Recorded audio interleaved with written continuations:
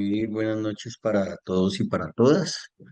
El día de hoy vamos a ver todo el ejercicio relacionado con Michael Porter, o vamos a continuar más bien con el ejercicio planteado de Michael Porter desde la clase anterior. Sin embargo, en una primera fase vamos a hacer la retroalimentación de todo lo que tiene que ver con la matriz DOF, que si bien dejamos un ejercicio para ser trabajado en casa, o para que ustedes lograran avanzar como equipo de trabajo, vamos a hacer un ejercicio de retroalimentación de cómo se debe terminar de trabajar la matriz DOFA, para que de esa manera podamos tener una retroalimentación frente al ejercicio que iniciamos y no dejemos ese tema suelto. Bueno, bueno, a mí ya me conocen.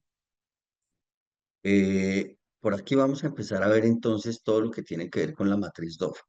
Entonces, una vez se han identificado esas fortalezas, debilidades, oportunidades y amenazas que tienen un mayor impacto, es decir, las cinco primeras de cada una, de las fortalezas, de las debilidades, eh, de las amenazas y las debilidades. Entonces, lo que vamos a hacer es empezar a cruzarlas para generar fortalezas frente a las oportunidades, es decir, cómo usamos las fortalezas para aprovechar las oportunidades, las debilidades con oportunidades, es decir, cómo potenciamos las debilidades para aprovechar las oportunidades, las fortalezas con las amenazas, es decir, cómo utilizamos las fortalezas para atacar las amenazas. Y finalmente, eh, debilidades con amenazas y es como potencializamos las debilidades para atacar las amenazas. Entonces, allí tenemos eh, un ejercicio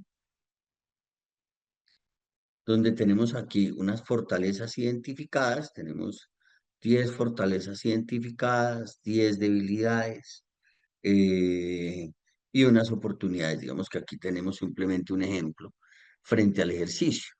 Entonces, lo que hacemos aquí es, vamos a cruzar fortalezas con oportunidades. Entonces, aquí las vamos mirando. Aquí nos dice, dentro del ejercicio que hicieron, que habían tomado la fortaleza uno y la fortaleza 10, es decir, experiencia y conocimiento del gerente y la experiencia del personal.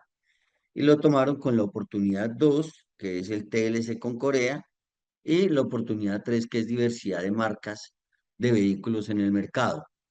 Entonces, aquí se denomina, o lo plantea el ejercicio, como crear estrategias comerciales con las nuevas marcas de vehículos que han entrado al país para poder ser el taller representante y autorizado de estas mismas, mejorando el servicio postventa. Entonces, lo que hacen es utilizar la experiencia que tienen tanto el personal como el gerente, y aprovechar que hay unas nuevas oportunidades allí con Corea y de que hay una diversidad de marcas en el mercado para llegar a desarrollar unas estrategias comerciales que les permitan mejorar precisamente ese servicio postventa. Con la fortaleza 7 dice capacidad de endeudamiento, lo plantea como que es capacidad de endeudamiento como una fortaleza media, y viene y lo cruza contra las tasas de interés, los bancos y la inflación, es decir, estaban bajos en ese momento. Entonces dice aquí, buscar la mejor tasa de interés ofertada por un banco para ceder la deuda financiera de la empresa y lograr que la cuota del crédito sea menor a la actual. Fíjese que aquí hay estrategias muy puntuales, unas comerciales, otras desde el punto de vista financiero. Miremos, por ejemplo, allí en las debilidades. Tenemos la debilidad uno y 2 que nos habla de uso de planes estratégicos como una debilidad, es decir, no los venían trabajando y la evaluación de la gestión. La debilidad 5 y 7 nos habla de la lealtad y satisfacción del cliente y la participación en el mercado. Y la 7 como el servicio postventa con bajo valor agregado en el servicio. Y la oportunidad 4 y 7 nos habla de acuerdos o contratos con las casas matrices. Y la 7 del desarrollo de Internet y del comercio electrónico. Y nos habla aquí de establecer acuerdos con las casas matrices con el fin de disminuir el costo de los repuestos para lograr una mayor rentabilidad de los mismos y disminuir el efecto negativo en el precio final por el costo de los fletes.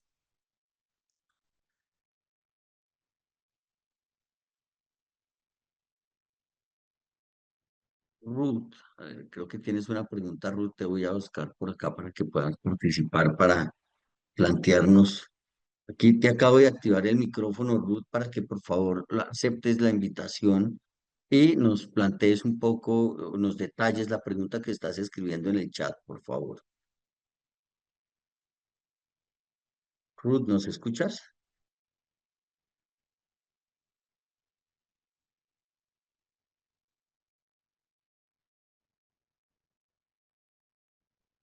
No, tal vez Ruth no nos escucha. Bueno, aquí vamos a estar atentos para lograr atender tu requerimiento. Bueno, no sé si con este ejemplo que vimos del desarrollo de estrategias, nos queda claro cuál es el ejercicio de cruces entre fortalezas, debilidades, oportunidades y amenazas. Por favor, si tenemos alguna consulta, este es el momento para hacerla. Si quieren, tómense un momento para ver la diapositiva y me cuentan si tienen alguna pregunta, por favor.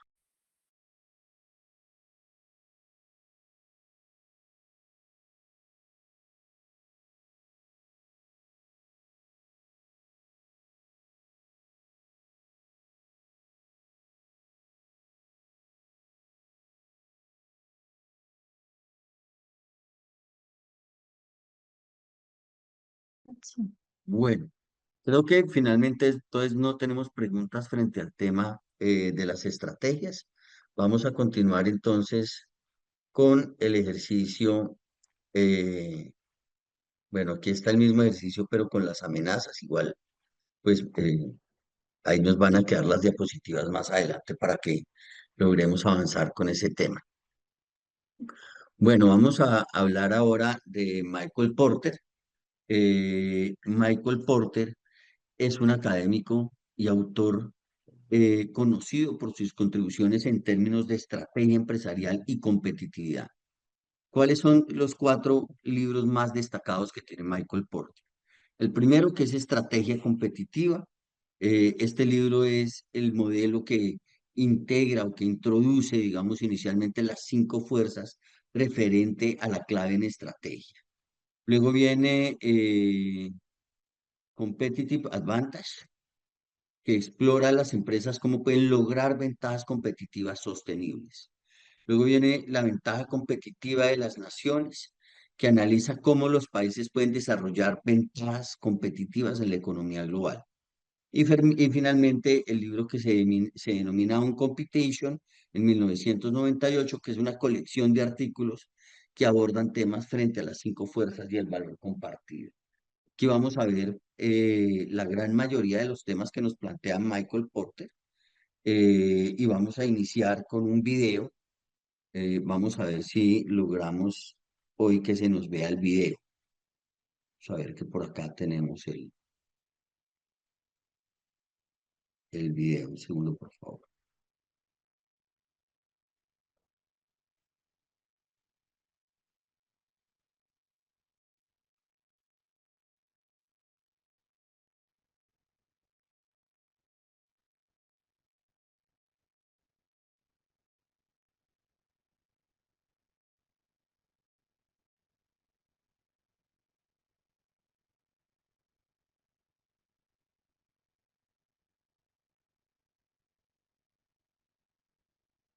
Por favor, me confirman si se ve el video y se escucha.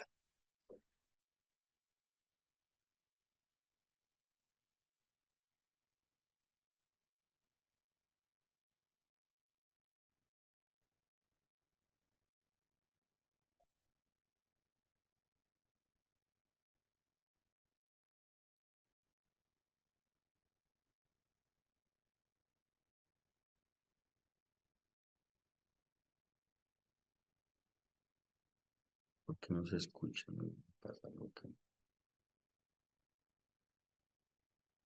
Bueno, teniendo claridad que no se escucha, bueno, digamos que aquí no es muy importante que no se escuche porque está todo en inglés. Yo igual lo voy a compartir porque tiene todos los subtítulos. Entonces lo voy a compartir para que lo veamos. Sin embargo, ahí lo acabo de compartir a este chat para que eventualmente después lo puedan ver con el audio. Sin embargo, como les digo, está en inglés. Entonces yo creo que en la medida en que lo podamos ver, pues vamos a poder tener un ejercicio importante. Bueno, como les decía, el video yo ya lo envié tanto por WhatsApp como al chat de este grupo, pero más importante que el sonido, porque realmente todo está en inglés, ya a no ser que sepamos inglés, pues realmente nos vamos a mover en el video es con los subtítulos. Vamos a darle la palabra a Ángelo Cáceres. Adelante, Ángelo. Buenas noches, espero que estén bien.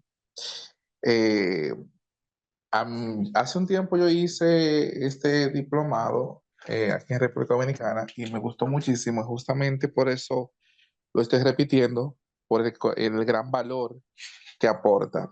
Y en base al tema de la planificación, recuerda que llegué a ver que decía y se nos enseñaba que que la estrategia era la forma en cómo la empresa competía en el mercado en el cual estaba desarrollándose. Y se mencionaba también, de igual manera, que había muchas estrategias y entre ellas, como cada empresa tenía que identificar la que más les resultara. Recuerdo que se hablaba de competencia de bajo costo en dos vertientes, o sea, comprar barato para vender a precio competitivo en el mercado, eh, estrategia de nicho, el poder identificar esos espacios donde la competencia realmente no ha llegado o no ha aprovechado para yo poder irme por ese lado eh, de precios bajos y así se iba dando sucesivamente. Veo mucho el tema de la importancia de la estrategia porque a veces en las organizaciones no se le da tanto importante al nombre de la estrategia eh, que emplea o el conjunto de estrategias que deben emplear las organizaciones para competir en ese mercado. Digo esto porque cuando tú identificas la forma en cómo tú compites es porque hicimos un análisis del mercado donde nos encontramos, valga la redundancia, y dijimos, a nosotros nos conviene tomar esta ruta para competir porque es la que nos va a permitir a nosotros llegar al público meta, a ese público, ¿verdad?, a el cual son nuestros consumidores o posibles consumidores, y eh, eh, saber cómo yo voy a competir de igual manera me permite eficientizar los recursos en diferentes formas para poder situarme en la mente de los consumidores y que me vean como ese proveedor que ellos necesitan. Les cuento.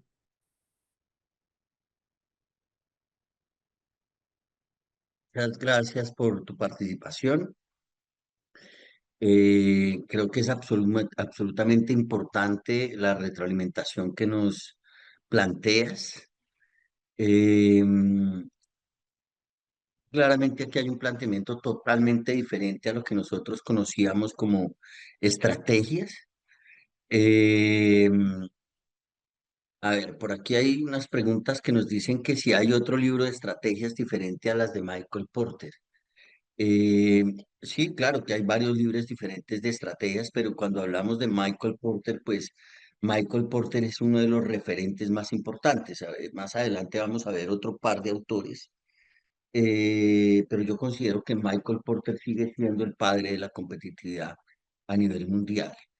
Eh, claro, digamos otros modelos de planeación, como lo mencionas, Simón o Simon, está por ejemplo todo el tema del balance scorecard, tenemos el tema, por ejemplo, de planeación prospectiva, que ya lo vimos. Tenemos el tema, por ejemplo, de planeación estratégica común y corriente, que lo conocemos. Pero lo más importante es que aquí hay un cambio total en la forma como se ve la estrategia. Es que nosotros normalmente veíamos la estrategia eh, como el cómo se iban a llevar a cabo los objetivos y realmente casi que lo importante era la visión, era la que finalmente nos iba a estar dando la línea de para dónde íbamos. Vamos a darle la palabra a Simón, que quiere participar. Adelante, Simón, tienes la palabra. Buenas noches, compañeros y tutor. Bueno, para más que todo reafirmar cada uno de los aspectos que usted dando, que lo importante es pues, analizar el prospecto que se tiene y cuáles son las debilidades o las amenazas que queremos abordar. Y para esto es de vital importancia tener una planeación estratégica que nos ayude a visualizar cuáles son cada uno de los planes de acción que se tienen que hacer, ya que esto sería como que la radiografía de la empresa, ya sea pública o privada, para llegar a los objetivos que se deseen, porque esa es la meta de cualquier tipo de evaluación, cumplir una meta, sanear una dificultad o cumplir las metas o los objetivos de la empresa que no se están cumpliendo por X o Y motivo. Entonces, y que cada uno de estos procesos nos ayuden a que la empresa sea competitiva, que se mantenga en el mercado, que sea longeva y que esté generando valor agregado, porque en un mundo laboral tan competitivo, simplemente sobrevive quien genere valor agregado a cada uno de esos procesos.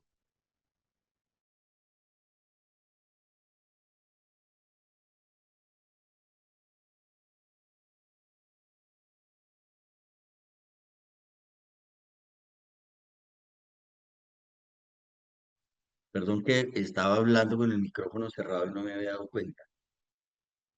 Dentro de lo que tú planteas, Simón o Simon, eh, hay algo muy importante y es el tema de creación de valor, que finalmente, si ustedes vieron el video, él nos habla, digamos, de crear valor ya sea a través de un tema de reducción de costos o un tema más bien de agregación de valor para que nosotros podamos entrar finalmente a hacer un ejercicio de poder cobrar más, ¿no? Finalmente con los productos que nosotros estamos elaborando. Y ahorita más adelante vamos a complementar un poco de la cadena de valor, que era lo que veíamos ayer con todo el ejercicio de agregación de valor en cada uno de esos eslabones de la cadena, y ya vamos para allá. Bueno, vamos a avanzar con la temática que tenemos del día, porque finalmente todo este ejercicio de creación de estrategia tiene toda una metodología para adelantarla. Entonces es muy importante que la conozcamos. Vamos a ver la iniciativa de refuerzo a la competitividad, que es la forma como se denomina todo el ejercicio estratégico que se adelanta con Michael Porter. Entonces, para eso yo quisiera traer primero unos conceptos que es importante que tengamos muy en cuenta. Primero, el concepto de clúster. Nos dice que el clúster es una agrupación de empresas, instituciones y otros actores que están interconectados dentro de un mismo sector o industria, que pueden, digamos que él lo plantea, digamos, en términos de una cercanía geográfica. Pero eventualmente pueden haber, por ejemplo, yo les mencionaba a ustedes cuando hacíamos el análisis del clúster piscícola, que hay unas comercializadoras internacionales que están en Estados Unidos, claro, que están interconectadas con el trabajo que se hace aquí en Colombia. Finalmente son parte del mismo clúster, pero no hay una proximidad geográfica.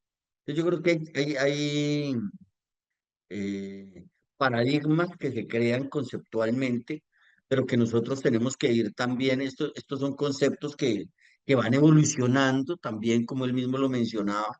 Para mí el tema de la proximidad geográfica no tiene mucho que ver en la medida en que realmente se unan, porque ahí lo dice, se unen, compiten y se complementan para generar beneficios colectivos.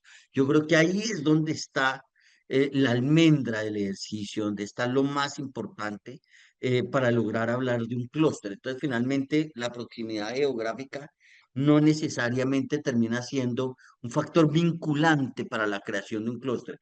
Claro, cuando hablamos de clúster, y ya ahorita lo vamos a ver en el diamante, pues van a haber unos factores que son muy importantes dentro de la proximidad, pero no necesariamente todos los actores del clúster tienen que estar inmersos en esa ubicación geográfica. Bien, lo que buscan estas organizaciones es incrementar sus modelos de innovación, de mejoramiento de la productividad y de fortalecer la competitividad regional. Es decir, finalmente esa estrategia que plantea Michael Porter se da para esa agrupación de empresas. Y él lo menciona claramente como que no es un ejercicio que yo vaya a desarrollar eh, Perdón que se me fue la pita por estar leyendo aquí los conceptos que escriben en el chat.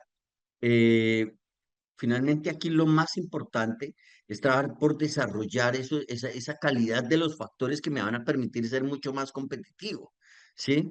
Entonces vamos a continuar con el ejercicio. Bueno, ¿cuáles son las características de un clúster? Primero, la especialización. ¿Por qué la especialización? Es distinto a un actor que está recién llegado al mercado a otros actores que normalmente llevan mucho tiempo dentro de la actividad económica y que han venido desarrollando factores muy importantes como el tema de la tecnología, ¿sí? O dentro de los actores del turismo que ya están muy vinculados a los canales de comercialización, como sucede en el turismo hoy a través de las aplicaciones móviles. O de pronto con todo el tema de agricultura, si ya traen desarrollado todo un ejercicio de agricultura de precisión, por ejemplo. También es muy importante el tema de las sinergias. Y en sinergias hablamos de la colaboración que hay entre empresas y otras entidades que fomentan el intercambio de ideas, recursos y conocimiento.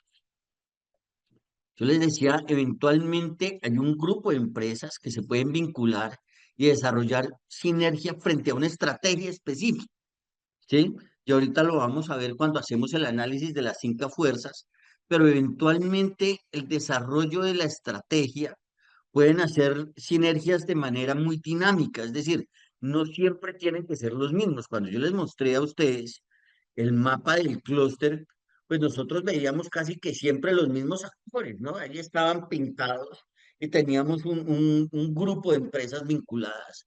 Pero yo les decía a ustedes, dentro de mi experiencia con los clúster y ver cómo se desarrollan dentro de los mismos actores, hay veces que se desarrollan estrategias donde de los 10 actores pues se vinculan 2 o 3, y hay otras donde van los 20, y hay otras donde van simplemente 4 o 5. Y no quiere decir que dejen de ser parte del clúster, pero no necesariamente todos tienen que estar vinculados a las mismas estrategias. Lo que pasa es que sí tienen que haber actores que son activos dentro del desarrollo de las estrategias, porque finalmente hay unos que juegan solos. ¿Sí? Ya lo dice la canción, ella baila sola. Hay empresas que no les gusta desarrollar estrategias con nadie más, se las juegan solos y es totalmente válido, pero no harán parte de un clúster, ¿sí? A no ser que desarrollen su ejercicio con empresas que son hermanas. Bien, viene el ejercicio también de competencia y cooperación. Y dice que aunque las empresas compiten entre sí, también trabajan juntas en aspectos que benefician a todo el clúster. Cuando yo tuve la oportunidad de gerenciar el clúster piscícola del departamento del Huila, parte de lo que hacíamos con otros actores, digamos, diferentes con los que se construyeron los clústeres en Colombia, en la fase inicial hacia el año 2014, entre 2014 y 2018, porque después vino también una empresa que se llamaba Cluster Development, que también ayudó, coayudó en el proceso de desarrollo de los clústeres en Colombia. Entonces, allí lo que hacíamos era identificar precisamente eh, cuáles eran esos factores. Hay, digamos, unos como unos no negociables donde no nos queremos acercar, ¿sí? Pero hay muchos otros donde sí queremos trabajar de la mano. Entonces, lo importante allí es identificar con los diferentes actores cuáles son esos aspectos en los cuales sí estoy dispuesto a vincularme y trabajar de la mano. Y es un ejemplo, si yo me pongo en el papel de empresario, yo digo, pues los clientes que yo ya tengo, yo no quiero que nadie me los toque. Si a mí me implica algún ejercicio que sea entrar a competir mis clientes, no lo voy a hacer por nada en el mundo, porque finalmente ese es el mayor valor que yo tengo dentro de mi organización hoy. ¿Cómo puedo aplicar este principio de emprendimientos en zonas inestables económicamente? Bueno, Omar, allí hay una pregunta muy importante que tú planteas y Michael Porter para eso tiene una metodología que él plantea que tiene que ver con la ventaja competitiva, él lo llama la ventaja competitiva de los barrios concéntricos degradados, ¿sí? Allí hay ejercicios muy importantes que se pueden desarrollar en ese sentido, identificando cómo puedo yo utilizar la estructura de pronto de algunas regiones o de algunos barrios, porque estamos hablando ya de pronto de un tema urbano, donde de pronto no hay un desarrollo, como tú lo planteas, eh, en términos puntuales de lo que es la competitividad. Y allí hay alternativas muy importantes en términos de desarrollo, precisamente frente a identificar esos factores o ese potencial que tienen eh, para desarrollar estrategias muy puntuales dependiendo de su ubicación geográfica, mirando a ver cómo se pueden vincular eh, con las alternativas comerciales que tienen en su región. Ya es un tema que vamos a tocar probablemente en la próxima clase y vamos a dar alternativas allí muy puntuales.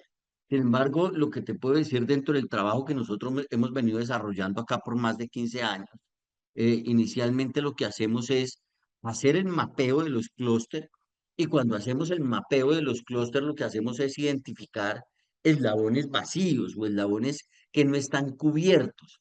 Te doy un ejemplo. En el sector cacaotero, por decir algo, allí hay como unos lixiviados que se generan fruto del ejercicio de fermentación del cacao, de la baba del cacao, y se generan allí como unas aguas mieles que tienen unas características bien importantes como agente químico y agente transformador del cacao para llevarlo finalmente a hacer ese chocolate. Eventualmente esos lixiviados o esas mieles que quedan allí son productos que no se utilizan. Entonces, eventualmente allí pudiéramos identificar un eslabón que pudiera trabajar con ese producto, ya sea generando, por decir algo, no recuerdo en este momento cómo es que se llama, el ácido acético, que nosotros lo conocemos como vinagre. Allí hay unos vinagres que se pueden obtener, por ejemplo, de ese producto, y que pudiera ser un emprendimiento importante que ayuda a completar la cadena precisamente dentro de ese mapa que nosotros veíamos ya en unas clases pasadas, donde veíamos unos eslabones donde se podían identificar allí unos subproductos en los cuales se podía trabajar en desarrollos de productos bien importantes, pues allí hay un tema bien importante que se puede desarrollar frente a los emprendimientos. Los emprendimientos normalmente tienen un problema muy complejo y es que ellos nacen desde sus capacidades, pero no nacen desde la necesidad del cliente. Yo allí tengo que aprender a leer cuál es ese contexto donde yo voy a poder desarrollar más fácil mi emprendimiento.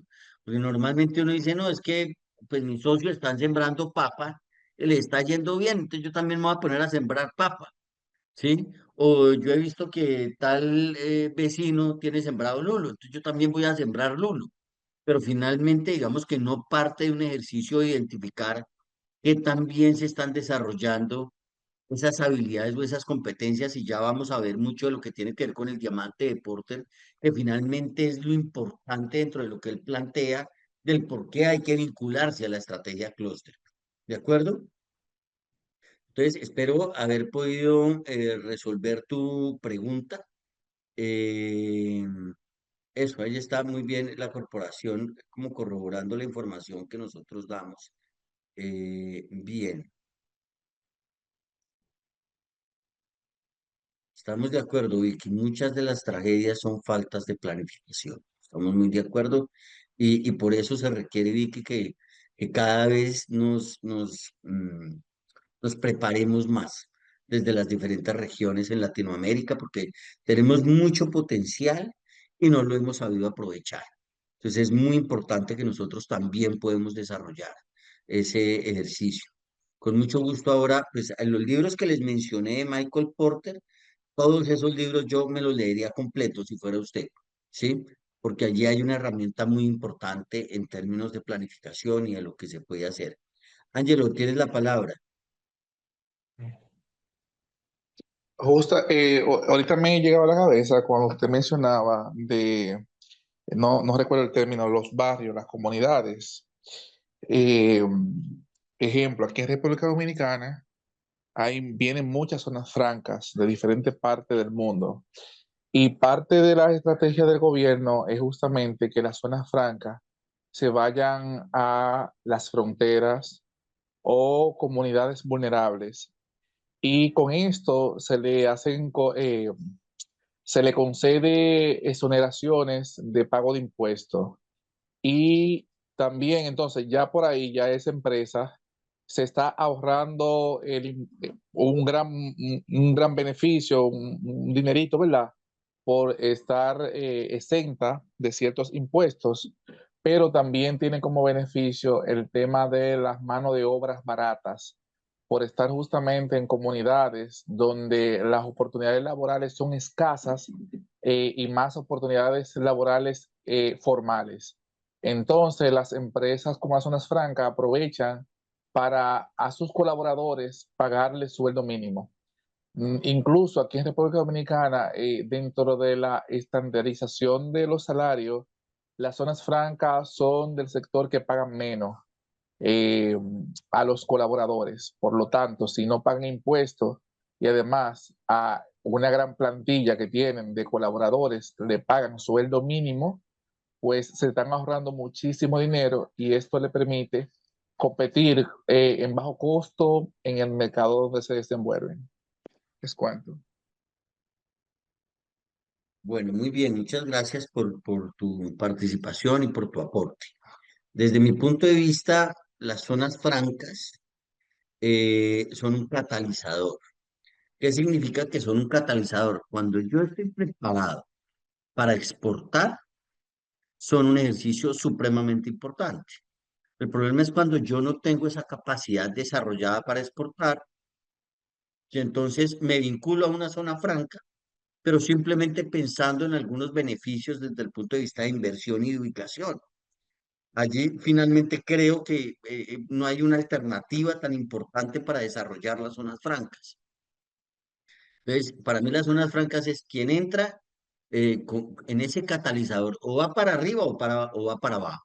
Es decir, si estás preparado, puedes desarrollar toda tu estrategia y tu competitividad, porque es una estrategia que te va a permitir, o más bien una herramienta que te va a permitir desarrollar toda esa estrategia que tienes en mente.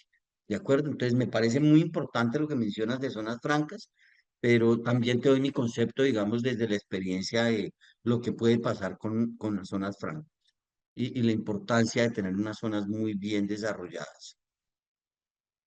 Bien, aquí hay dos cosas que les quiero presentar en esta diapositiva. ¿Me confirman si están viendo la pantalla, por favor?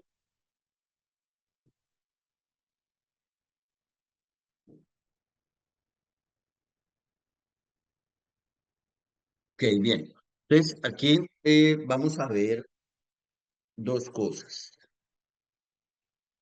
Lo primero, cómo el tema clúster termina impactando las regiones. Entonces, aquí hablando precisamente de las iniciativas clúster destacadas en Colombia, ya ahorita ustedes nos podrán contextualizar frente a lo que pasa en otros países de Latinoamérica. En Medellín, el 35,8 del PIB se desarrolla por iniciativas clúster. Eh, También el 35,9 del valor agregado manufacturero y aproximadamente el 26% de las exportaciones.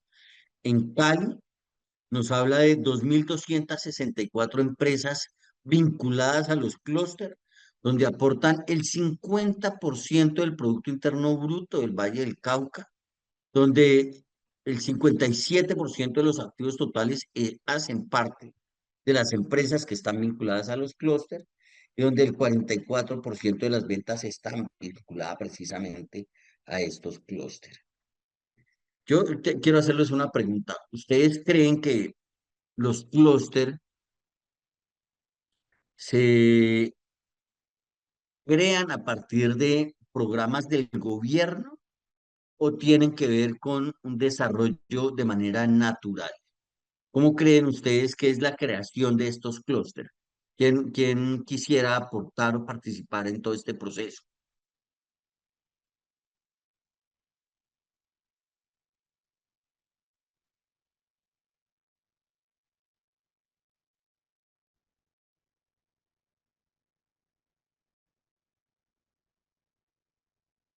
Pedro Pablo, tienes la palabra, adelante. Sí, profesor, en República Dominicana.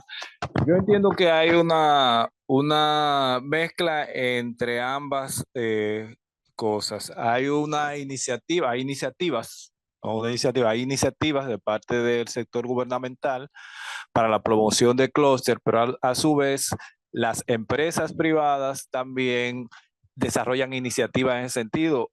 Le pongo ejemplo, en República Dominicana existe el clúster turístico. República Dominicana hoy en día ha tenido un papel muy destacado en el turismo a nivel de toda la región de Centroamérica y de hecho ha liderado el turismo en esa región y ha habido un ejercicio muy importante de clúster de empresas de hoteleras, de empresas turísticas de alto relieve, algunas internacionales incluso, y empresas emergentes con perspectiva de turismo innovador, pero el gobierno ha impulsado una serie de incentivos y de espacios a través del Ministerio de Turismo y otras instancias del gobierno para que estas empresas tomen clúster para armonizar intereses y para impulsar lo que para el gobierno dominicano es una estrategia exitosa, que de hecho aporta una parte importantísima del PIB en República Dominicana en la actualidad y permitió sobrepasar de manera menos traumática las consecuencias de la pandemia.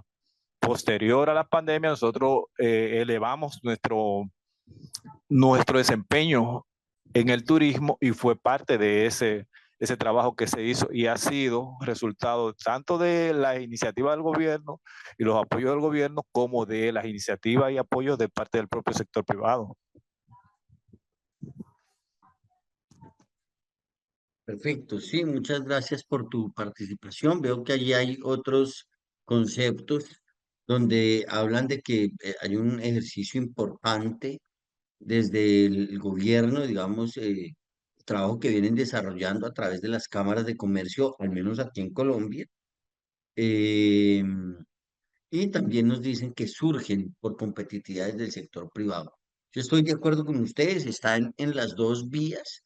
Sin embargo, es importante tener en cuenta que cuando uno llega y ve estas cifras, y digamos que las estrategias clúster lo que hacen es identificar los clústeres que ya están creados. Es decir, las iniciativas clúster que se desarrollan incluso a nivel mundial no tienen que ver eh, con que ellos mismos digan, vamos a crear un clúster de la nada. Lo que hacen es identificar esos clústeres precisamente que han venido teniendo un desarrollo importante y a partir de ahí entonces dicen, bueno, muy bien, vamos a fortalecer estos clústeres ya existentes. Pero para mí sí es muy importante cuando uno llega y ve estas cifras, uno dice, hombre, ¿será que realmente casi el 36% del Producto Interno Bruto lo generan los clústeres porque el gobierno nacional aportó en el fortalecimiento? Puede ser que haya aportado en el crecimiento del clúster, pero no necesariamente, digamos, en la creación. De esta manera, el ejercicio que les quiero plantear es que finalmente estas iniciativas clúster casi que nacen desde la iniciativa privada y ya vienen trabajando en su sector, vienen trabajando en las ventas. Claro, el ejercicio desde el gobierno nacional es, venga, únanse, diseñen estrategias conjuntas y vengan y desarrollen. Pero gran parte del ejercicio ellos llevan desarrollándolo durante años, ¿no? Entonces, bueno, sin embargo, es muy importante el desarrollo de estas estrategias clúster, porque finalmente cuando empezamos a trabajar de una manera planificada, como lo son estas iniciativas de refuerzo a la competitividad, pues nos permiten proyectarnos en tiempo y espacio, ¿de acuerdo? Bueno, veamos un poco.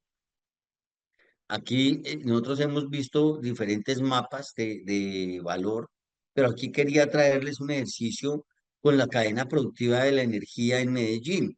Entonces allí fíjense que también están los centros tecnológicos, las universidades, unas entidades del entorno, los gremios. Aquí está la cadena y lo mencionan desde la generación hasta los usuarios. Están los fabricantes locales e internacionales como parte de los proveedores. Está todo el tema de servicios especializados, outsourcing, mantenimiento y reparación de equipos. Aquí hay un ejercicio bien importante y es que vinculan a todos los contratistas. Y todo el tema también de los proveedores en términos de integrados eléctricos, tableros, subestaciones, etcétera, etcétera. Está también todo el comercio mayorista y minorista. Y finalmente están los usuarios de los diferentes sectores. Bueno, muy bien.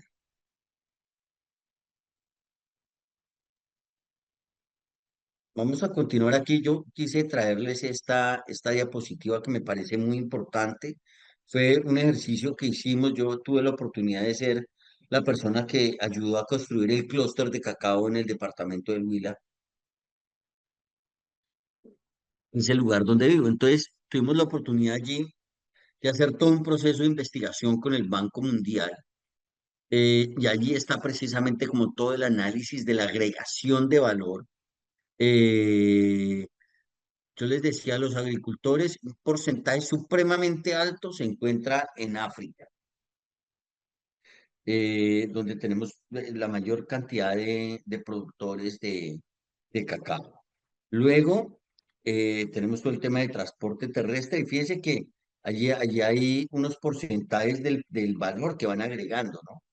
Es que allí se plantea un ejercicio muy importante. eh, Cuando llegamos nosotros, fíjese, por ejemplo, temas tan importantes como que el transporte terrestre agrega solo el 0,5% frente a los impuestos y marketing que generan un 4,2%, ¿sí? El transporte y costos de comercialización 1,6%. Los procesadores y trituradoras, y aquí lo bueno es que empezamos a hablar casi que esto es un mapeo de todos los que hay en el mundo. Entonces ahí está Cargill, está DM, está Semoa, está Olam, está Tutón y Suden, que son, digamos, los más grandes en el mundo frente a lo que tiene que ver con esos trituradores del cacao. Pero fíjense lo importante cuando llegamos a la confitería, porque allí tenemos un tema del 35,2% de la agregación de valor, cuando el más alto había sido el 107,6% con las procesadoras y trituradoras. Entonces, donde no hay una agregación de valor muy importante. Y luego finalmente llegamos a un ejercicio de comercio minorista donde hay un 44,2%, es decir, casi que se acerca al 50%, y vemos como los primeros eslabones no tienen temas de agregación de valor relevantes.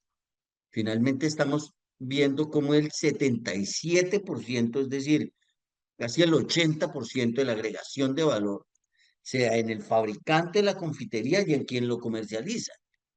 Es decir, son los que finalmente tienen un ingreso importante en este modelo de negocio.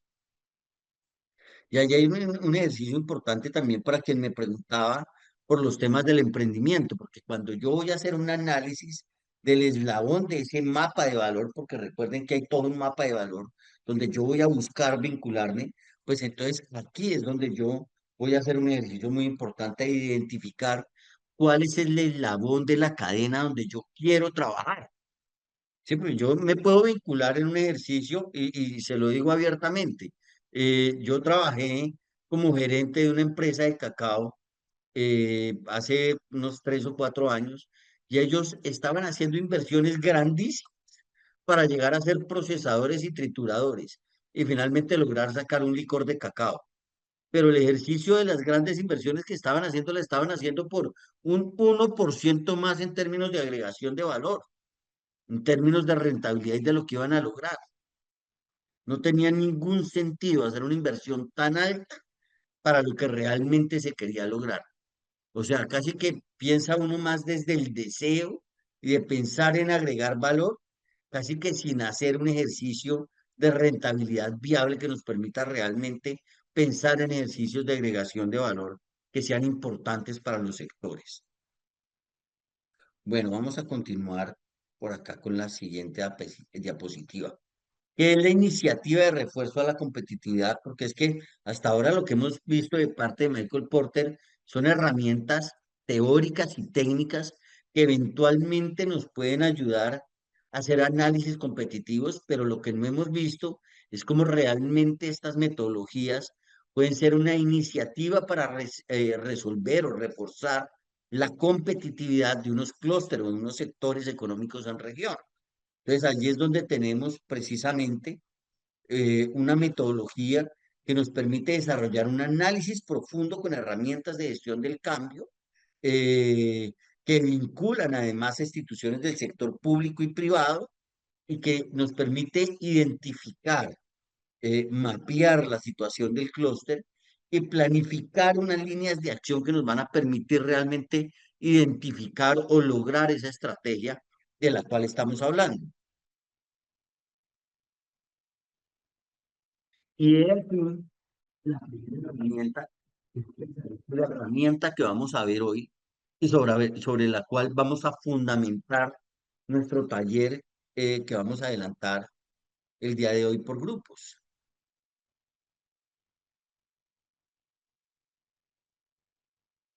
Y tenemos entonces primero un análisis del contexto para la estrategia, la estructura y la rivalidad empresarial. Entonces allí lo que voy a hacer es identificar ese contexto local que fomenta formas adecuadas de inversión y mejora de la competitividad. ¿Sí? La competencia enérgica entre los competidores y los locales, porque finalmente allí es donde tenemos esa rivalidad entre las diferentes empresas que están en el sector. Sin embargo, es muy importante, fíjese que nos habla de un contexto para la estrategia, ¿sí? Y allí casi que yo sería donde yo haría el ejercicio de cadena de valor para identificar precisamente cuáles son las competencias de esos actores que están vinculados acá. Luego tenemos las condiciones de la demanda, en donde hablamos de clientes locales, que lo ideal es que estén informados y sean exigentes, eh, y que adicional a eso, pues tengamos segmentos especializados, que realmente son los que más nos interesan desde el punto de vista de Michael Porter, porque ya sea que yo llegue con una estrategia de disminución de costos o yo llegue con una estrategia de agregación de valor, pues entonces voy a necesitar precisamente allí unos clientes exigentes que estén segmentados y a los cuales yo pueda llegar con estos ejercicios de agregación de valor. Luego vienen todas las industrias relacionadas y de apoyo. Allí es donde tenemos la presencia de proveedores locales y la presencia de sectores afines competitivos. Y en las condiciones de los factores, entonces hay todo un análisis de cantidad y costos de esos factores. Y estaríamos hablando allí de recursos naturales, recursos humanos, recursos de capital, infraestructura material, administrativa, de información y de infraestructura científica y tecnológica. Miremos un poco más a profundidad todo el tema de las condiciones de los factores. Cuando hablamos allí de los recursos naturales, pues entonces estamos hablando de disponibilidad de las materias primas y los recursos físicos necesarios para la producción. Aquí fíjese que Michael Porter plantea, cuando uno mira este análisis de condiciones de los factores, pues uno dice, aquí es donde es importante que haya masa crítica de las empresas, porque en dónde va a haber mayor disponibilidad de materias primas que donde yo tengo 10 o 15 empresas o 20 empresas ya funcionando. Lo mismo los recursos físicos. Es bien diferente cuando no hay una economía desarrollada, que le toque a usted a ir a buscar disponibilidad de las materias primas en otras ciudades, conseguir el proveedor, generar confianza, pagarles flete. Hay proveedores que no le venden a usted sino de contado. Si usted no tiene capacidad financiera y está entrando a un negocio, pues claramente aquí tiene casi usted que una barrera de ingreso. Entonces ahí hay temas de fondo ahí por evaluar. Lo mismo capital humano. Yo recuerdo cuando se hizo todo el ejercicio de lo que tenía que ver con el filete de tilapia aquí en el Huila, en el departamento del Huila. Hombre, temas muy complejos. Vaya usted y consiga personal, ¿sí? Vaya usted y consiga personal para trabajar dentro de las organizaciones con las cuales usted trabaja. Se puede volver un tema supremamente complicado, ¿no? A la hora de conseguir ese personal capacitado, por supuesto, porque usted gente para trabajar encuentra en todo lado, pero allí lo importante es que tengan las capacidades precisamente para poder avanzar con ese ejercicio, ¿no? Todo el tema de infraestructura, calidad de las carreteras, transporte, telecomunicaciones y servicios básicos. Y ahí yo recuerdo, digamos, todo el ejercicio ahorita que terminé de ser secretario de Desarrollo Económico y Turismo aquí del departamento, eh, la lucha que se han dado los actores del sector turismo por lograr unas condiciones, por ejemplo, en términos de infraestructura. Ese ejercicio ellos lo han tenido que trabajar de muy fuerte, digamos, contra los diferentes actores para lograr una buena calidad de las carreteras, ¿no?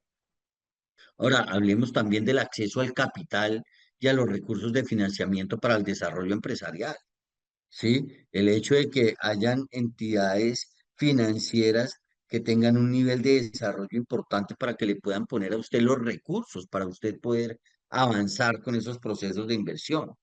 Ahora, hablemos de estrategia, estructura de rivalidad empresarial. No me preocupe que ahorita entramos a ver unos documentos técnicos elaborados que nos permitan ver todas estas técnicas aplicadas ya.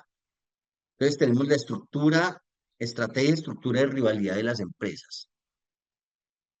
Entonces, primero, la estrategia empresarial, cómo las empresas entran a diseñar esos planes para competir en el mercado. Segundo, la estructura organizacional, la forma como están estructuradas y gestionadas para trabajar de la mano.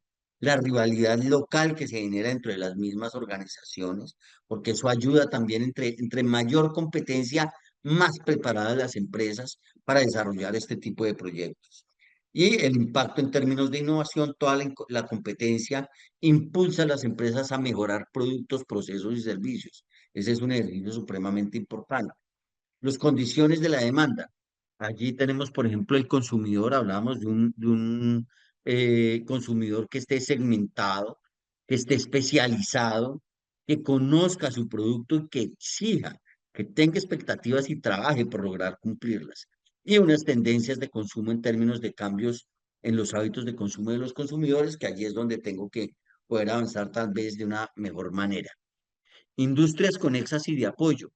Todo el tema de los proveedores que yo les decía, usted no tiene proveedores normalmente a mano si no hay una industria ya desarrollada. Todo el tema de industrias relacionadas también que estén ya en la región y que estén trabajando. Por ejemplo, productos que antes no se conseguían en la región, en la medida en que empieza a desarrollarse y fortalecerse el clúster, pues entonces vamos a tener a mano también allí eh, unas materias primas y unos insumos para desarrollar el negocio a un menor costo. Y bueno, todo ese tema de colaboración e innovación es supremamente importante cuando usted ve que las empresas empiezan a vincularse unas con otras para presentar proyectos de innovación.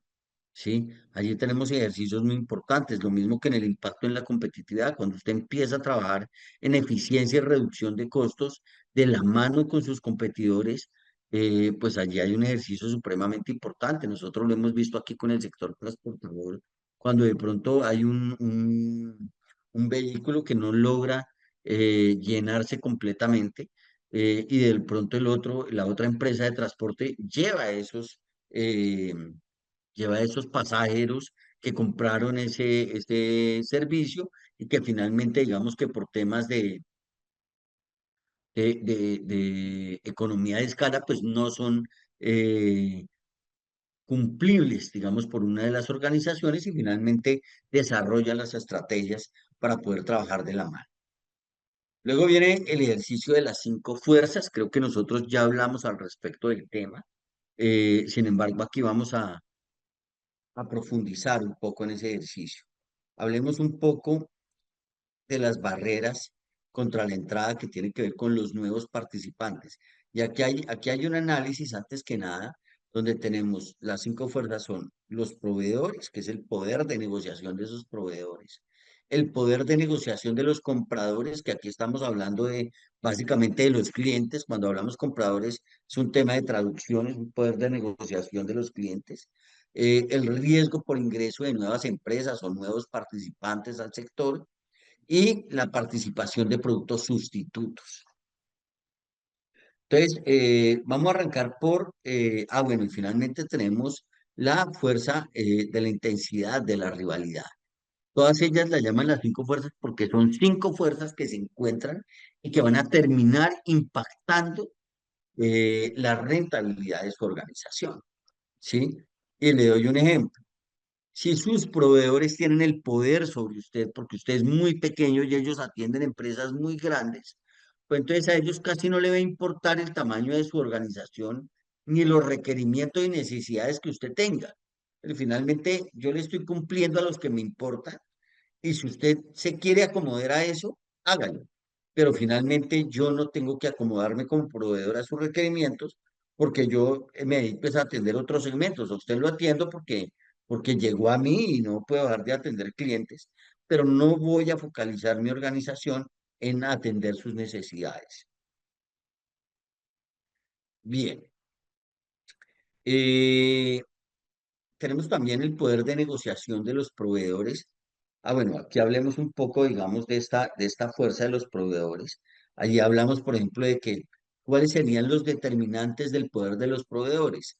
¿Cuál es la diferenciación en los insumos? No es lo mismo poder usted vender diferentes alternativas a vender lo mismo que vende todo el mundo. Si usted vende lo mismo que vende todo el mundo, pues simplemente entra usted en un océano rojo a competir frente a los productos que están comercializando.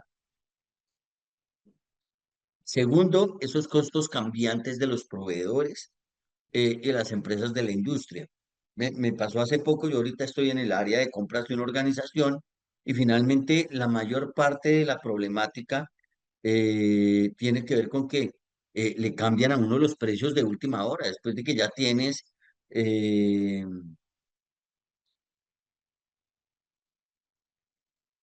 de que ya tienes órdenes de compra, de que ya tienes requisiciones, de que ya tienes EDPs, de que ya tienes un montón de cosas listas para comprarle al proveedor. El proveedor te dice, no, qué pena, pero no le puedo entregar el producto.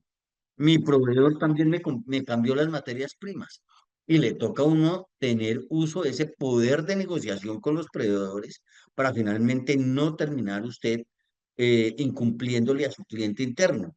Entonces le toca a usted también aprender a desarrollar poderes de negociación. Si usted es un cliente que aunque no compre mucho, es un comprador periódico o que para el tamaño de su proveedor usted puede estar exigiendo por las cantidades de compra, pues ahí hay que tener un poder de negociación muy importante para usted lograr lo que quiere y no esperar finalmente a que el proveedor haga con usted lo que quiera. Entonces, aquí sí hay un ejercicio como el que ve uno en Netflix con la ley de los audaces. Ellos sí que saben utilizar ese poder de negociación de acuerdo a sus posibilidades. Bueno, tiene que ver también con la presencia de insumos sustitutos y aprovechemos y hablemos de los determinantes de amenaza de los sustitutos suyos, así como también ahí vamos a analizar también los sustitutos que puede llegar a tener sus proveedores. ¿Qué es un producto sustituto? Aquí hay un ejemplo que es, yo creo que tal vez de los más entendibles y es el ser humano dentro de su dieta debe consumir proteína animal. ¿Sí? Por temas de desarrollo humano. Respetamos, digamos, a las personas que no lo hagan, pero normalmente dentro de la dieta de un ser humano debe haber un suministro de proteína y en lo posible de proteína animal, por las cantidades de proteína que se manejan allí. Entonces, si no estoy mal, el ser humano tiene que consumir aproximadamente 35, no más, 350 gramos de proteína diaria. Entonces, no todo lo que usted consume en carne es proteína porque hay otros componentes u otros compuestos que acompañan ese producto. Entonces, finalmente usted tiene que consumir esa proteína neta, ¿no? Finalmente, después de todo de lo que puede acompañar esa proteína. Entonces, haciendo el análisis en Colombia, por ejemplo, el consumo per cápita de pollo en Colombia es de 29 kilos al año. Per cápita significa por persona. Es decir, usted coge toda la cantidad de pollo que se vende en el año y coge cuántos son los habitantes. Y de acuerdo a eso, entonces usted,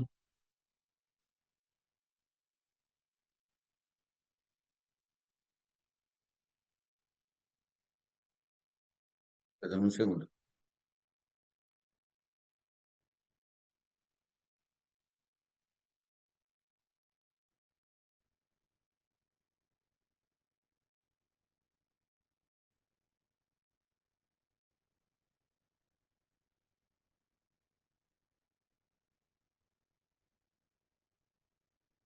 Bueno, entonces les decía yo que el pollo se consume en 29 kilos eh, de pollo al año. Cuando usted habla de carne de res, se consume 17,7 kilos de carne de res al año.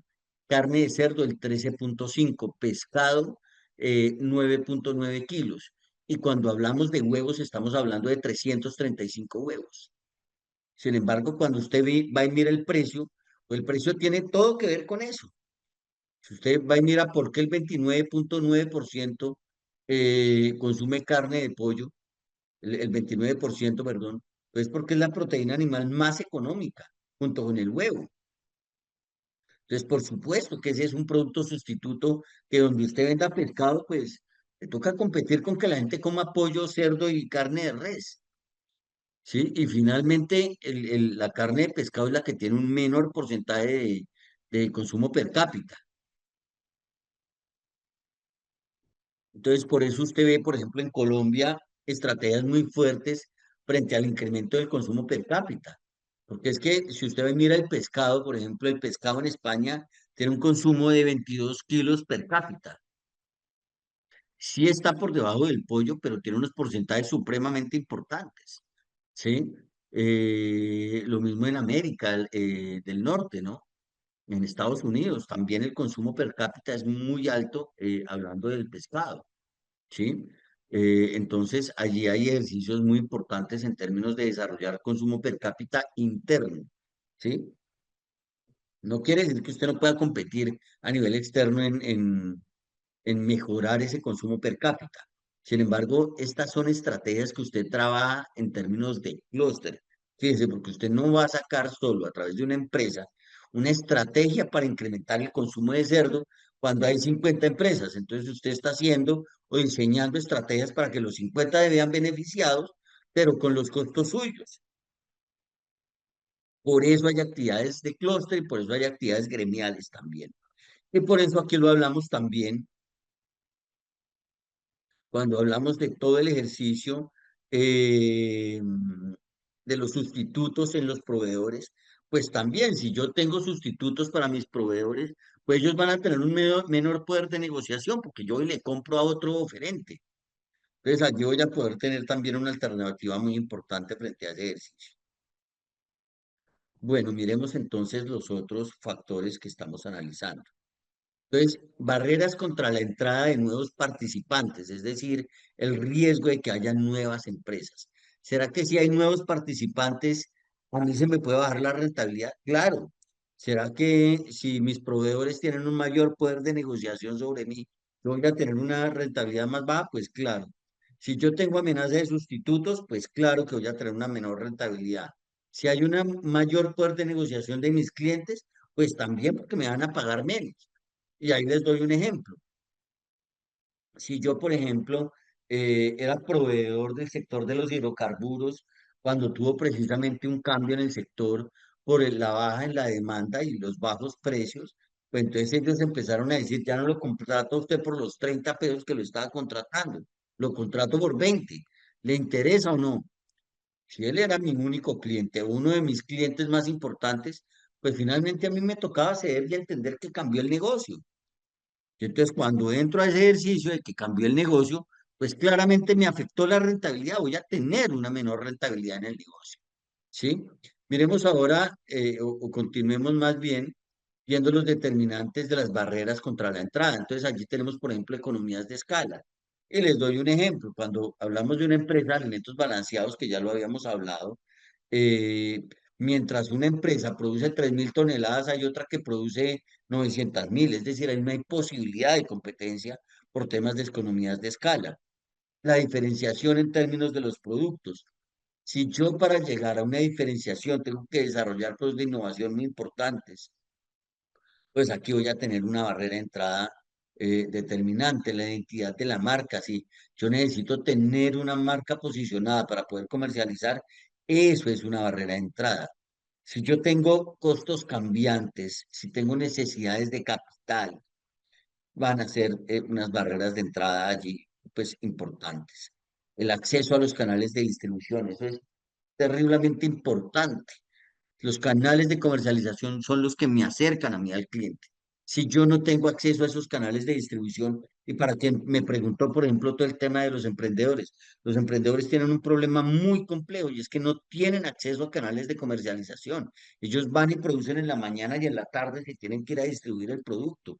Entonces allí tenemos un problema muy importante para los emprendedores y por supuesto que el acceso a los canales de distribución termina convirtiéndose en una barrera de entrada para esos emprendedores, hablando del mercado en el que estén. Ventajas absolutas de costos. eh, Obviamente, digamos que allí hay un ejercicio en costos muy importante por evaluar previamente. Y cuando usted diseña su modelo de negocio, usted tiene que evaluar cuál es el precio de venta y cuáles son los costos que usted tiene, porque si no, finalmente usted no va a tener acceso a ese mercado al cual está proyectándose. Políticas gubernamentales y represalias esperadas dentro de algunos sectores. Están los determinantes de la rivalidad, como el crecimiento de la industria, los costos fijos versus el valor agregado, ¿no? Por supuesto, el exceso intermitente de capacidad, las diferenciaciones en el producto, y estamos aquí hablando los míos y de mi competencia, ¿no? La concentración y el equilibrio del número de empresas, la complejidad informativa, es decir, de la información que se maneja en las organizaciones, la diversidad de los competidores, estamos hablando aquí también básicamente de tamaño, intereses corporativos y barreras contra la salida, ¿sí? Barreras para salir del negocio. También son factores allí determinantes dentro del ejercicio que estamos hablando. Bien, yo pensaría en que dejáramos ahí en términos de desarrollo temático para que entremos a desarrollar un ejercicio práctico, ¿sí? Media horita para que desarrollemos un ejercicio práctico y aquí básicamente el ejercicio va a ser aplicar, vamos a empezar únicamente por el diamante de Porter. eh, yo las diapositivas ya las compartí al grupo. eh, académico. Allí les compartí las diapositivas y se las voy a compartir también a este chat.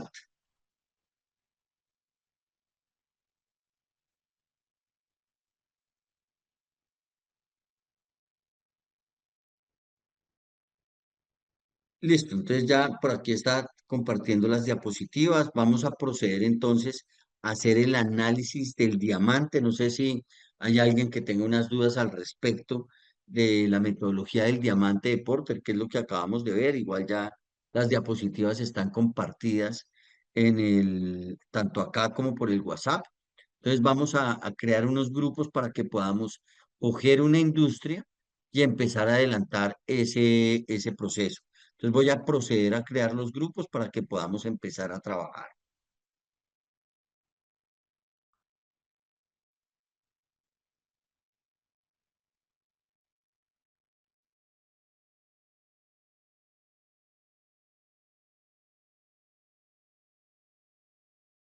Para que por favor empiecen a aceptar y se vayan uniendo a los grupos que los están invitando, por favor.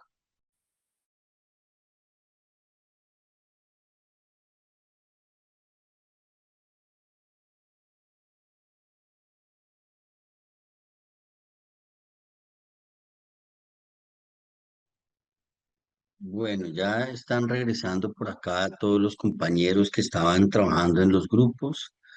Creo que es un ejercicio muy importante el que hacemos de construcción colectiva en marco de los grupos. Sin embargo, hay aquí un reto muy importante en términos de vincularnos a la metodología que muchas veces nos vincula, por ejemplo, Michael Porter, que es una metodología que es técnica y que nos implica precisamente hacer un ejercicio para lograr aterrizarla en cada uno de los sectores en los que estamos.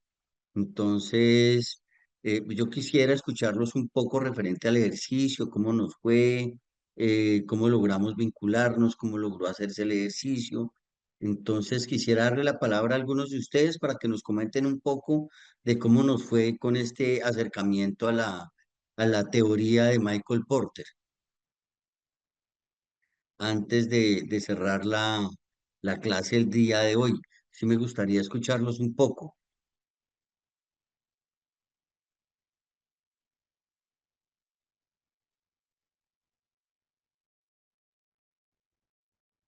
Hola, María, adelante, tienes la palabra.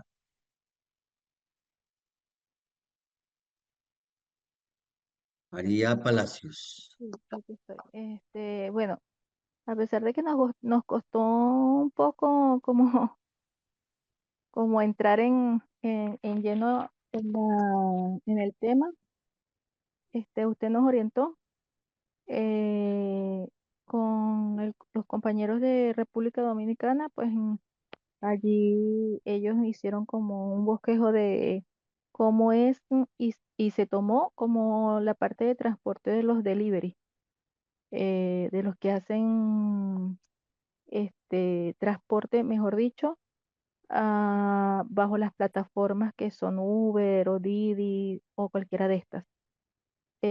Lo poco que pudimos analizar fue las condiciones de factores, donde estaban los recursos naturales, que efectivamente la materia prima o los recursos físicos, y en este caso vendrían siendo como los vehículos.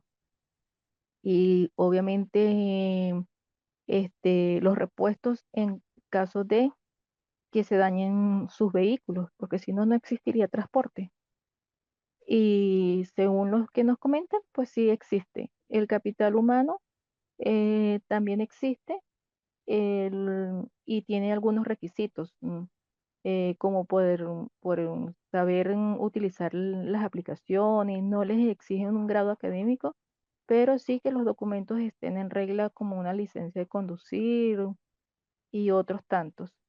La infraestructura, las carreteras, según los comentarios, también se encuentran en buenas condiciones y los vehículos también les exigen ciertos requisitos mínimos para que puedan andar, tal como lo que es un GPS.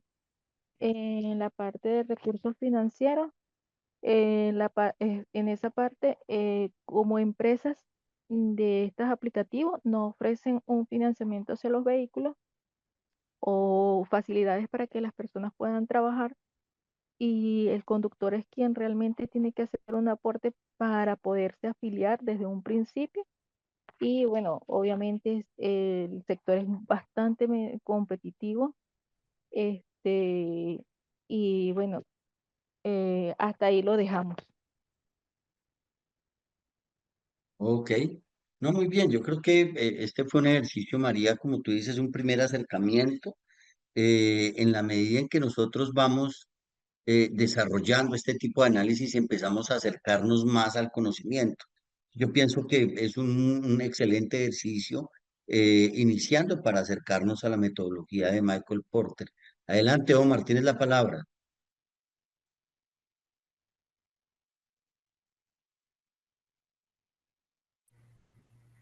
Hola, buenas noches. Buenas noches, ¿cómo estás?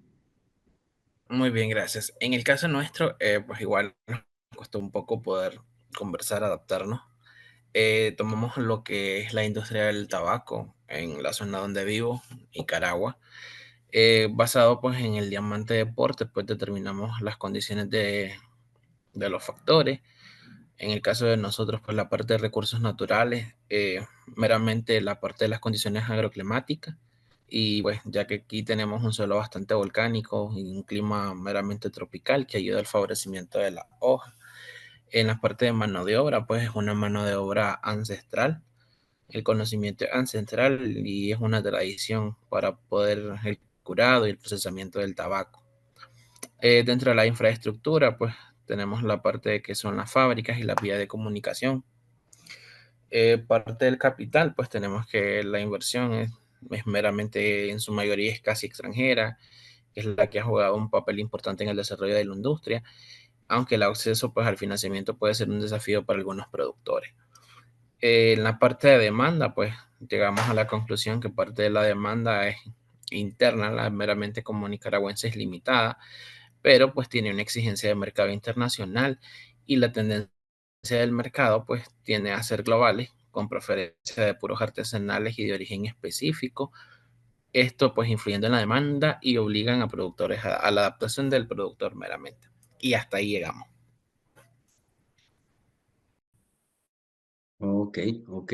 Una pregunta, ¿ya está Philip Morris o quién desarrolla la industria tabacalera en términos ya de elaboración de los productos?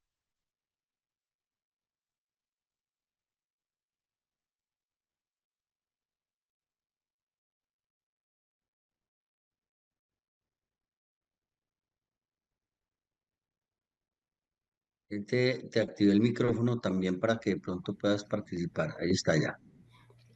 Me decía que en la parte del mercado, ¿cómo era? Si me repite, por favor. Claro, si en la parte ya de la elaboración del tabaco estaba la Philip Morris, o qué industrias son las que desarrollan esta industria, digamos, allá en términos de, ya de transformación. Pues realmente todo es de manera artesanal. Acá es un trabajo meramente artesanal, donde el proceso se divide con poncheros y roleros, que son las funciones de cada uno de los empleados. Eh, Como parte de la elaboración de eso, se usa nada más una herramienta, que es una cuchilla, por así decirla, plana, con filo, que es para cortar los bordes. De ahí es meramente artesanal. Lo que decir que tiene algo de ciencia, pues no. Es un producto 100% artesanal, se hace, son manos artesanales las que lo elaboran y parte de la producción pues es meramente cultivo al aire libre, eh, explotación de trabajadores del campo meramente. Ok, ok, entendido, muy bien. Muchas gracias por tu participación y por tus aportes. Gracias. Adelante, Pedro Pablo. Sí, nuestro grupo es el mismo grupo de Omar, el grupo 4, aportar a la audiencia que el proceso de producción de tabaco que nosotros analizamos es un proceso de producción de carácter intermedio. No había una terminación del producto, o sea, no se trataba de la fabricación de los puros, sino de una etapa de el proceso en la que llegaba hasta trabajar la hoja de tabaco, el secado, el cultivo, el secado, disposición como de la forma para que entonces luego en otro proceso posterior que no lo abarcamos nosotros se trabaja toda la parte del puro. Omar me corrige si no es así. Ok, ok, perfecto, muy bien, muy bien. Muchas gracias por tu complementar a través de las palabras. Bueno, muy bien, no sé si alguien más quiera participar para que nos pueda dar su retroalimentación. Como les digo, yo pienso que este es un buen primer acercamiento. El día de mañana vamos a darle la palabra a Justin. Adelante, Justin, tienes la palabra. Buenas noches, profe, me gustaría compartir un momentito una diapositiva que generamos como grupo. No sé si quieres, no sé si la puedes compartir o si me la envías por acá al chat y yo la comparto. Creo que ahí Ahí lo están viendo. Sí, ahí se está viendo.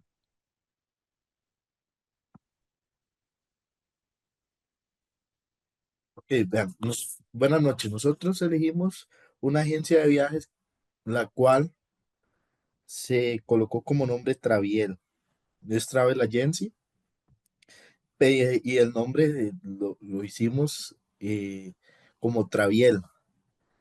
Antes de empezar a decirles todos estos puntos muy rápidamente, les voy a decir las siguientes diapositivas de forma muy puntual para que no se haga largo.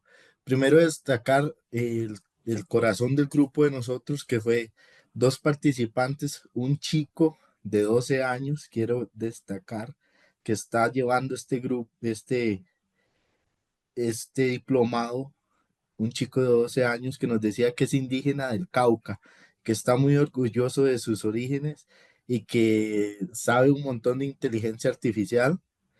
Y primero nos dijo que lo hiciéramos en Infogram y esto, pero al fin y al cabo ya luego elegimos al otro gran corazón de nuestro grupo, que fue Jorge.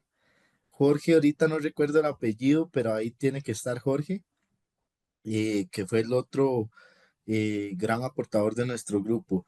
Pero más que todo, ese chico de 12 años que ya no está, lo acabo de ver antes de empezar a presentar, que ya no está aquí, se tuvo que salir y que fue de gran aporte. Y la verdad, yo quedé sorprendido que un chico de 12 años esté llevando un diplomado como estos a estas alturas. Ya veo a mi edad.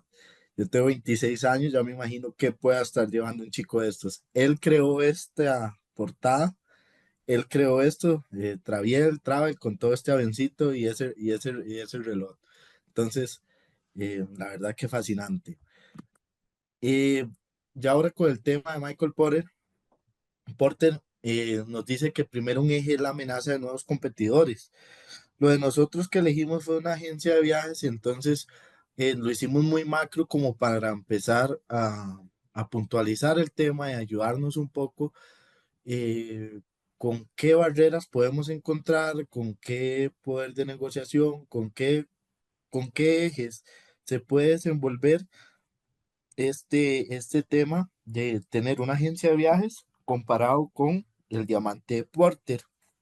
En este caso, entonces, en amenaza de nuevos competidores, se sabe que ya ahora está muy desarrollado el mundo, que ahora es muy fácil viajar, que ahora tenemos mucho internet, mucho diferentes programas para poder realizar estas búsquedas.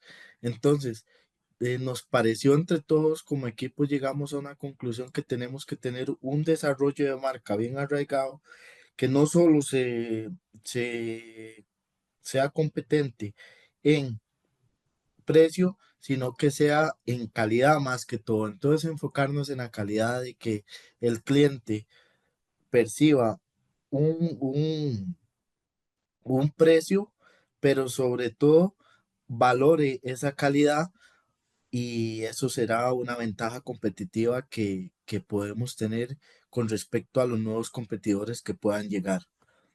Ya luego el Perdón, poder de... perdón, una observación a partir de Dinos, lo que dice.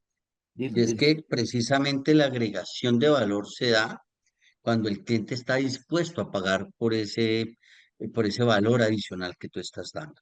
Si tú das un valor agregado a un producto que el cliente finalmente termina no valorándolo, se te está convirtiendo en un costo adicional. ¿De acuerdo? Entonces es muy importante ese análisis y esas conclusiones a las que llegaron. Adelante. Excelente. Para la siguiente, el poder de negociación de los proveedores. Tenemos que hacer entonces una serie de contratos con aerolíneas, hoteles, operadores turísticos y empresas de alquiler de coches, con el fin de tener alto valor en la concentración del mercado y también esa diferenciación de los servicios. Que el cliente pueda percibir que algo diferente hay en nosotros para poder tener en gran medida la capacidad de afectar el mercado y que haya ese marketing de boca en boca, que hablen de nosotros, que hablen de Traviel.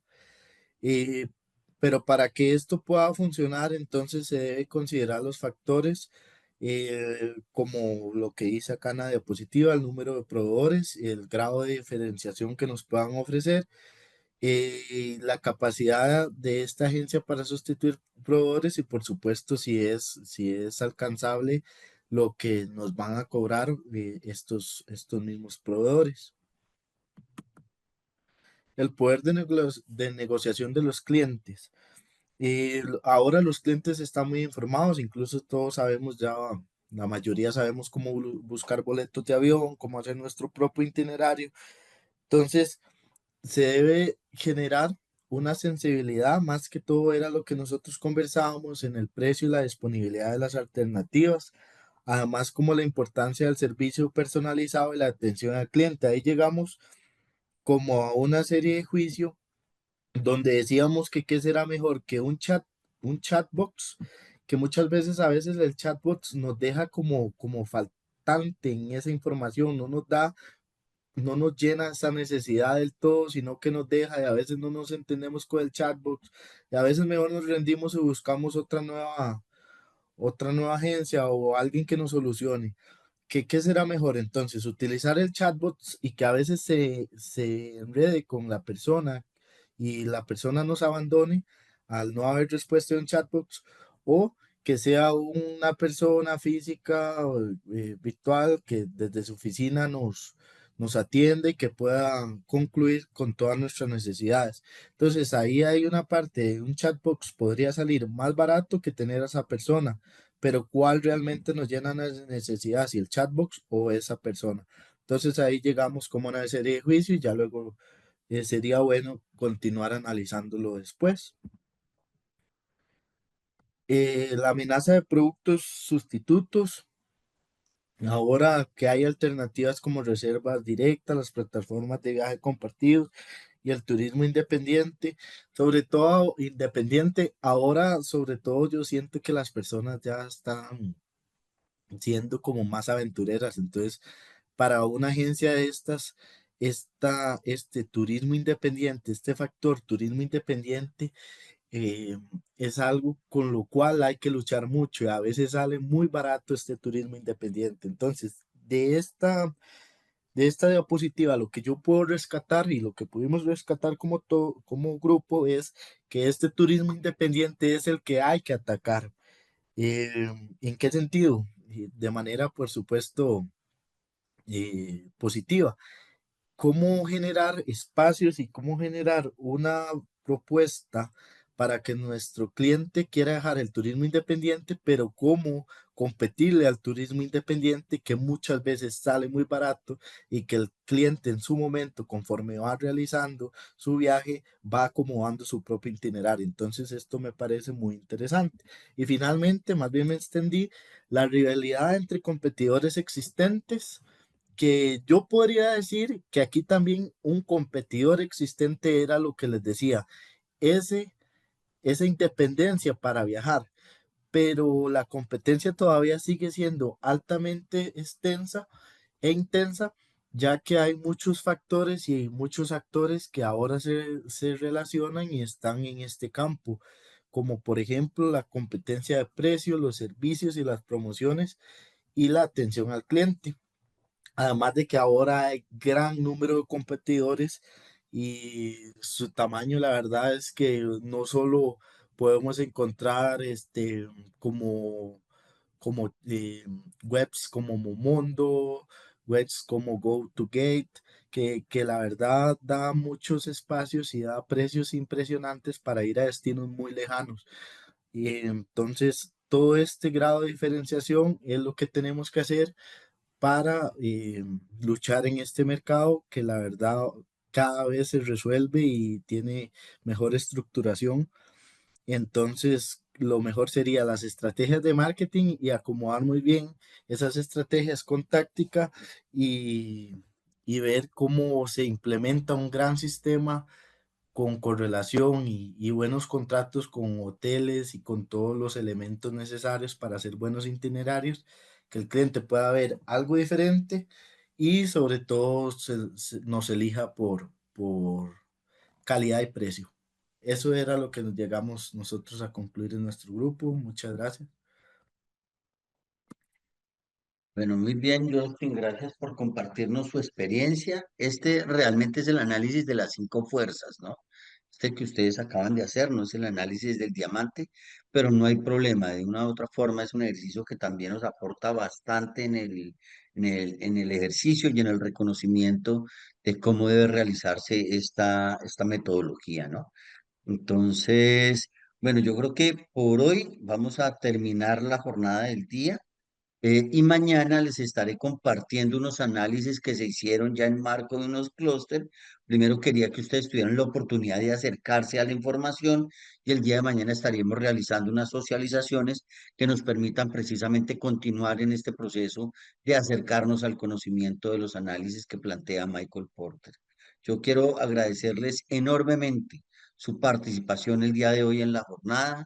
Creo que ha sido una jornada importante. Creo que hemos logrado avanzar bastante en términos de lo que es estrategia, viéndolo ya como lo plantea Michael Porter. Mañana seguramente vamos a terminar de lograr acercarnos ya mucho más a partir de los ejemplos, pero queríamos que mañana cuando llegáramos precisamente a toda esta información, pues ya tuviéramos un primer acercamiento mediante un taller al análisis de esta información. Yo de nuevo les agradezco enormemente por la jornada y que tengan una excelente noche. Con gusto, el link del material está en el grupo académico. Mañana ya estará disponible para que todos podamos ingresar allí el material. Una feliz noche de nuevo para todos y que tengan un muy buen descanso. Nos vemos el día de mañana, 7 p.m.